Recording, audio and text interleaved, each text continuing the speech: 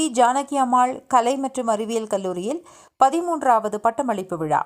கோவை புதூரில் உள்ள VLB ஜானகி அம்மாள் கலை மற்றும் அறிவியல் கல்லூரியில் 13வது பட்டமளிப்பு விழா காலை நடைபெற்றது. 2022-23 கல்வியாண்டில் பயின்ற இளங்கலை மற்றும் முதுகலை சார்ந்த ஏறத்தாழ 625 மாணாக்கர்கள் பட்டம் பெற்றனர். பட்டமளிப்பு விழாவில் கோயம்புத்தூர் தமிழ்நாடு வேளாண் பல்கலைக்கழக துணைவேந்தர் டாக்டர் வி. கீதாலட்சுமி சிறப்பு விருந்தினராக கலந்து கொண்டார். முன்னதாக கல்லூரி நிர்வாக தலைவர் சூரியகுமார் பட்டமளிப்பு விழாவினை துவக்கி வைத்தார்.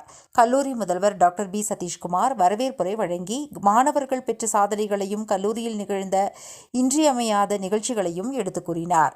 தொடர்ந்து சிறப்பு விருந்தினர் கோயம்புத்தூர் தமிழ்நாடு வேளாண் பல்கலைக்கழக துணைவேந்தர் டாக்டர் வி. கீதாலட்சுமி சிறப்புரையில் கூறியதாவது: மாணவர்கள் படிக்கும் பருவத்திலேயே TNPSC, UPSC போன்ற தேர்வுகளில் வெற்றி பெற வேண்டும் என்றும், முடியாது என்பதற்கு எதுவும் இல்லை என்றும், நிறைய தொழில் முனைவோர்கள் உருவாக்க வேண்டும் என்று அறிவுறுத்தினார்.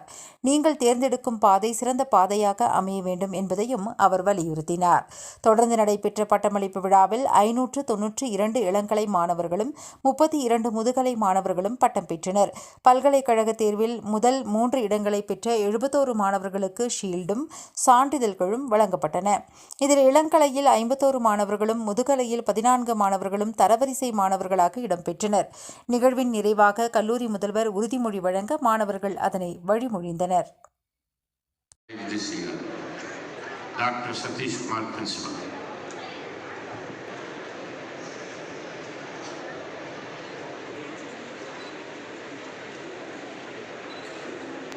Honorable Vice Chancellor of Tamil Nadu